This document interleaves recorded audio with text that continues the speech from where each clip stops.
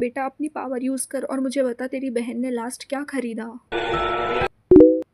Wine? क्या वो दारू पीती है? आज उसको मैं नहीं छोड़ूंगा। पायल देख के बता मेरे बॉयफ्रेंड ने क्या खरीदा। अगर मैं बता दूंगी तो तुम्हारा सरप्राइज खराब हो जाएगा। नहीं कोई बात नहीं, तू बता ना। Wow roses. Wow he so sweet. Hi पायल।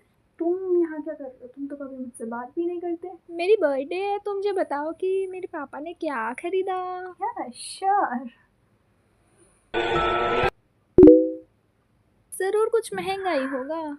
हाँ तुम्हारे पापा ने तुम्हारे लिए साइकिल खरीदी है। साइकिल? हाय पायल वो। लेट मी गेस, तुम भी इधर इसीलिए आए हो क्योंकि तुम्हें जानना है कि लास्ट किसी ने क्या खरीदा है।